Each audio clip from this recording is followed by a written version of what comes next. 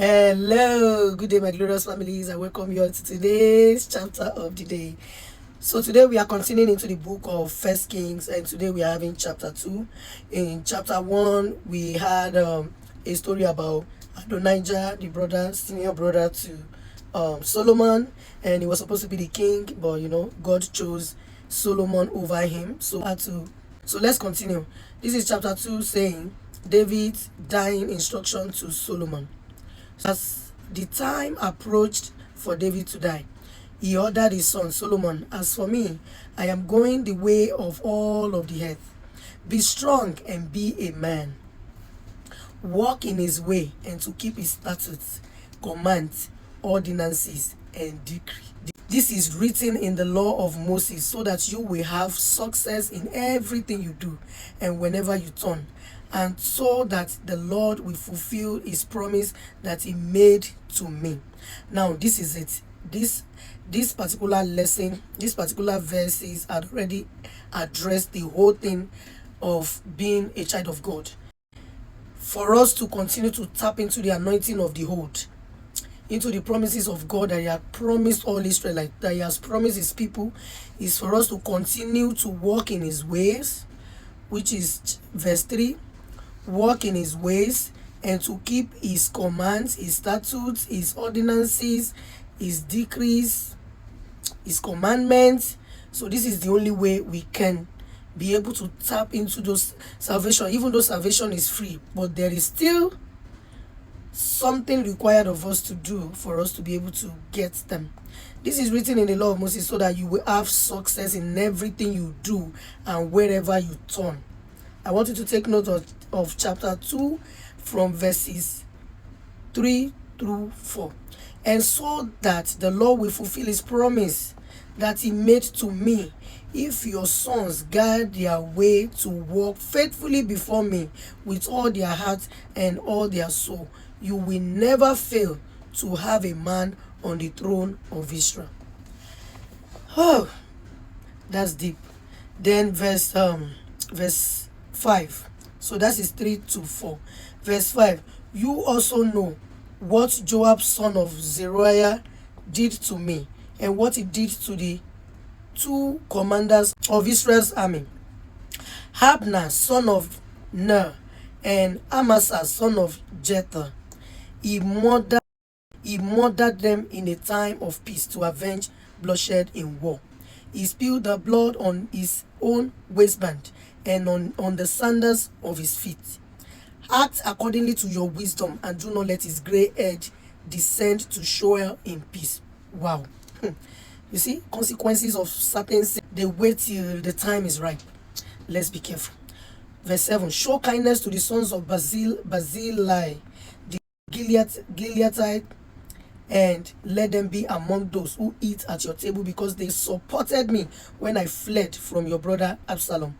Verse 8. "Keep an eye on Shimei, son of Gera, the Benjamite from Bahurim, who is with you.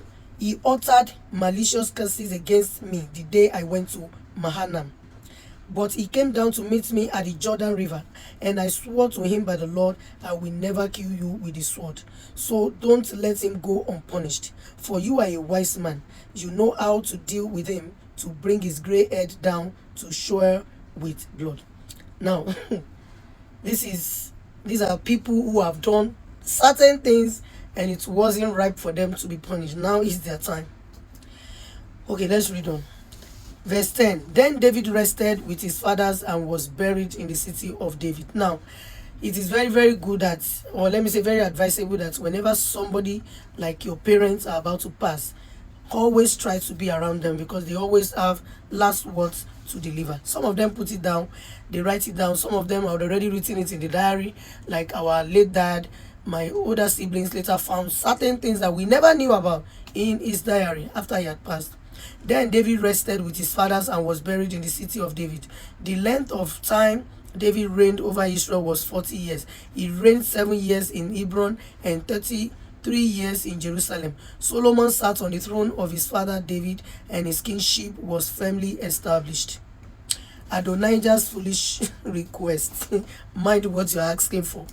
Now Adonijah, son of Haggith, came to Bathsheba, Solomon's mother. She asked, "Do you come peacefully?"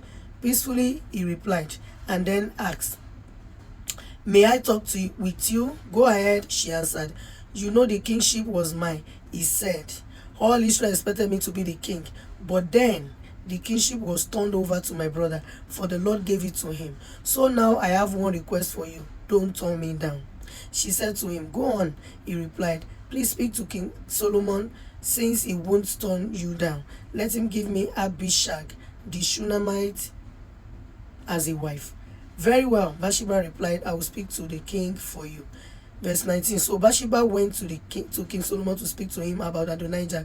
The king stood up to greet her, bowed to her, sat down to his throne, and had a throne placed for the king's mother. So she sat down at his right hand. Then she said, I have just one small request of you. Don't turn me down. Go ahead and ask, mother." The king replied, "For I won't turn you down." So she said, "Let Abishag the Shunammite be given to your brother Adonijah as a wife." King Solomon answered his mother, "Why are you requesting Abishag the Shunammite for Adonijah? Since he's my elder brother, you might as well ask the kingship for him, for the priest Abiathar, and for Joab son of Zeruiah." Then King Solomon took an oath by the Lord, "May God punish me, and do so severely, if Adonijah has not made this request at the cost of his life. And now, as the Lord lives, the one who established me seated on the throne of my father David, and made a dynasty as he promised, I swear Adonijah will be put to death today." Then King Solomon dispatched Benaiah son of Jehoiada, who struck down Adonijah, and he passed. Abiathar's banishment. The king said to the priest Abiathar, "Go to your fields in Anathoth. Even though you deserve to pass, I will not put you to pass today, since you carried the ark of the Lord God in the presence of my father David, and you suffered through all that my father suffered." So Solomon banished Abiathar from being the Lord's priest, and it fulfilled the Lord's prophecy he had spoken at Shiloh against Eli's family. Joab's execution. Verse 28. The news reached Joab, since he had supported Adonijah but not Absalom. Joab fled to the Lord's tabernacle and took hold of the horn of the altar. It was reported to King Solomon, "Joab has fled to the Lord's tabernacle and is now beside the altar." Then Solomon sent Benaiah son of Jehoiada and told him, "Go and strike him down." So Benaiah went to the tabernacle and said to Joab, "This is what the king says. Come out." But Joab said, "No, for I will pass here." And when I say pass, I mean DIE. So Benaiah took a message back to the king. "This is what Joab said, and this is how he answered me." The king said to him, "Do just as he says. Strike him down and bury him, in order to remove from me and my father's family the blood that Joab shed without just cause. The Lord bring back his own blood on his head, because he struck down two men more righteous and better than he, without my father's knowledge, with his sword." Joab, Murdered, Abner, son of Ner, commander of Israel's army, and Amasa, son of Jether, commander of Judah's army. The responsibility for their deaths will come back to Joab and to his descendants forever. But for David, his descendants, his dynasty, and his throne, there will be peace from the Lord forever. Verse 34. Benaiah son of Jehoiada went up, struck down Joab, and put him to death. He was buried at his house in the wilderness. Then the king appointed Benaiah son of Joiada in Joab's place over the army, and he appointed the priest Zadok in Abiatar's place. Shimei's banishment and execution. Then the king summoned Shimei and said to him, "Build a house for yourself in Jerusalem and live there, but don't live there and go anywhere else. On the day you do, on the day you do leave and cross the Kidron Valley, know for sure that you will certainly die. Your blood will be on your own head." Shimei said to the king, "The sentence is fair. Your servant will do as my lord the king has spoken." And Shimei lived in Jerusalem for a long time. But then, at the end of 3 years, two of Shimei's slaves ran away to Achish, son of Maacah, king of Gath. Shimei was informed, "Look, your slaves are in Gath."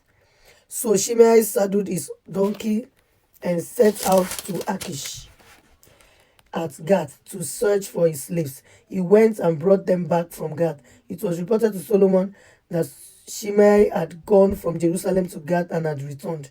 So the king summoned Shimei and said to him, "Didn't I make you swear by the Lord and warn you, saying on the day you leave and go elsewhere, anywhere else, know for sure that you will certainly die? And you said to me, the sentence is fair, I will obey. So why have you not kept to the Lord's oath and command that I gave you?" The king also said, "You yourself know all the evil that you did to my father David. Therefore the Lord has brought back your evil on your head, but King Solomon will be blessed, and David's throne will remain established before the Lord forever." So it's time for him to be judged. Oh Lord. Then, that is verse 46, and that's going to be our last verse in this chapter. Then the king commanded Benaiah son of Jehoiada, and he went out and struck Shimei down, and he died. So the kingdom was established in Solomon's hand. So anyway, let's call this chapter a time for judgment. What you do today has become a history. Is it an history or a history? It become an history tomorrow, or history tomorrow. So let's be careful what we do, because these people getting their judgment based on how cruel they've been. So they've not been good either. Okay, so like I said from the beginning, I have gotten my point from here.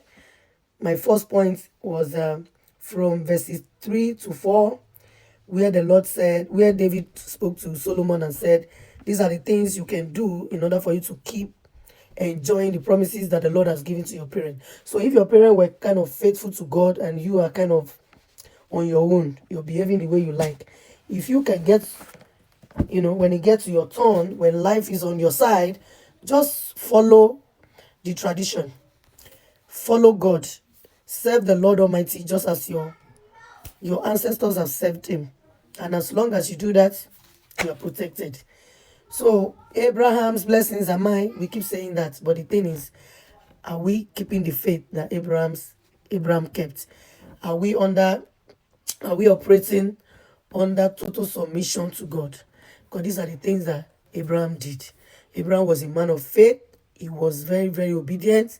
He does not argue with God. He does whatever God asks him to do. So if you're saying Abraham's blessings are mine, are you sure you are ready to do what Abraham did to get those blessings? So the question is, who is Abishag, the Shunammite? Why was Adonaija's request considered to be a foolish request? Why did Adonijah requested for Abishag to be his wife?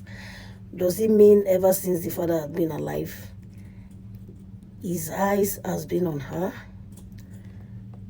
I want us to answer those questions. God bless us. God bless us as we listen, as we watch, as we learn. If you have anything to add to this, I will appreciate. Drop it in the comment section below. I love you all. I'll see you again in my next videos. Bye.